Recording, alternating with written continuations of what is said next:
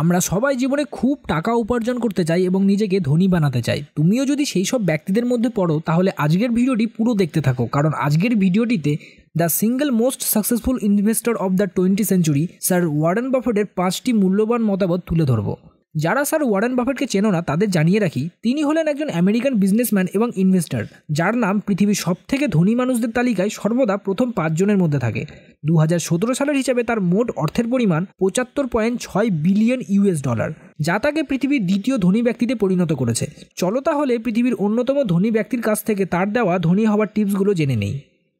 Tips number 1, উপার্জনের ব্যাপারে তিনি বলেছেন, never depend on a single income, make investment to create a second source.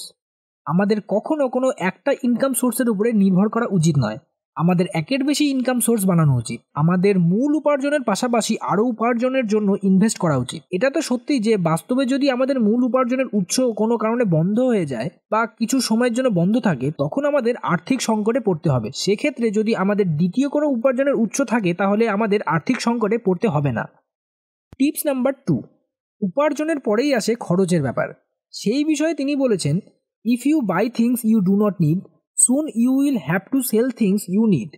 যদি আমরা সেই সব জিনিসের পেছনে খরচ করি যেগুলো আমাদের অ্যাকচুয়ালি দরকার নেই বা কোনো প্রয়োজন ছাড়াই আমরা কোনো কিছুতে টাকা খরচ করছি, তাহলে খুব তাড়াতাড়ি আমাদের এমন কিছু হারাতে হবে যেটা আমাদের খুব দরকারি। বাস্তব লাইফেও এক্স্যাক্টলি এটাই হয়। তোমার আশেপাশে এমন অনেক কাউকেই খুঁজে পাবে যারা এককালে অনেক ধন সম্পদের মালিক ছিলেন, কিন্তু তাদের উল্টোপাল্টা জীবন ধারণের কারণে তাদের বর্তমান অবস্থা অত্যন্ত শোচনীয়। সো বন্ধুরা, তার দেওয়া এই টিপসটি অবশ্যই মনে রাখবে। টিপস নাম্বার 3, খরচের পর আসে সেভিংসের ব্যাপার। সেভিংসের ব্যাপারে তিনি বলেছেন, do not save what left after spending, spend what left after saving. তিনি বলেছেন, খরচ করার পর যেটা অবশিষ্ট থাকে সেটা জমানোর থেকে জমানোর পর যেটা অবশিষ্ট থাকে সেটা খরচ করা উচিত। এবার বুঝতে পারলাম তিনি কেন পৃথিবীর অন্যতম ধনী ব্যক্তি। তার কর্মের থেকেও তার এই উচ্চ চিন্তাভাবনা তাকে সেই আসনে বসিয়েছে। কি উচ্চ চিন্তাভাবনা! টিপস নাম্বার 4, জমার পর আসে সেই অর্থটাকে কিভাবে আমরা ব্যয় করব। এই ব্যাপারে তিনি তো প্রথমেই বলেছেন যে আমাদের দ্বিতীয় উপার্জনের উৎস হিসাবে ইনভেস্ট করা উচিত। এবার ইনভেস্টের ব্যাপার যেখানে আছে সেখানে রিস্ক তো থাকবেই, তাই তিনি রিস্ক নেবার ব্যাপারে বলেছেন, never test the depth of the river with both of your feet. অর্থাৎ তিনি এটাই বলতে চাইছেন, যখন ইনভেস্টের রিস্ক নেওয়ার প্রশ্ন আসে তখন কখনোই আমাদের পুরো অর্থ প্রথমেই লাগানো উচিত না। তার কারণ যদি পুরো অর্থ আমরা বিনিয়োগ করি আর তারপর যদি কোনো কারণে সেটা লস হয়ে যায় তাহলে তোমার অবস্থা একদমই শূন্য হয়ে যাবে, টোটালি জিরো। যদি তুমি 50% বাঁচিয়ে রেখে অর্থ বিনিয়োগ করো, সেক্ষেত্রে ক্ষতিগ্রস্ত হলেও তোমার কাছে আরও কিছু অর্থ থাকবে যা তুমি অন্য কোথাও নিয়োগ করতে পারবে। টিপস নাম্বার 5, এবার যখন আমরা কোথাও ইনভেস্ট করি তখন কিছু তো আমরা এক্সপেকটেশন রাখি। এ ব্যাপারে তিনি বলেছেন, honesty is a very expensive gift, do not expect it from the cheap people.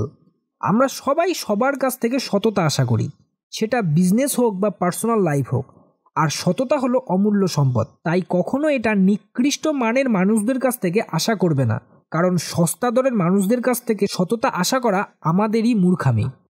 তার অত্যন্ত উন্নত চিন্তাভাবনা এবং উদার চিন্তাভাবনা তাকে পৃথিবীর সফলতম মানুষদের মধ্যে জায়গা করে দিয়েছে। তিনি যে কতটা উদার মনের মানুষ তা এটা থেকেই বোঝা যায় যে তিনি বলেছেন তার মোট অর্থের 99% মানব কল্যাণের জন্য দান করে দেবেন। তার এই অপরিসীম কাজের জন্য আমরা সবাই তাকে বিনম্র শ্রদ্ধা জানাই। যদি তোমরা বিশ্বের প্রথম সারির ধনী ব্যক্তি ও মহিলাদের সম্বন্ধে জানতে চাও তাহলে স্ক্রিনে টাচ করে সেই ভিডিও দুটি দেখতে পারো। ওয়ারেন বাফেট স্যারের এই মহান কাজ জেনে এবং ভিডিওটি কাজের মনে হলে অবশ্যই লাইক করো ও শেয়ার করো, আর সাবস্ক্রাইব করতে একদম ভুলো না। ভিডিওটি পুরো দেখার জন্য ধন্যবাদ।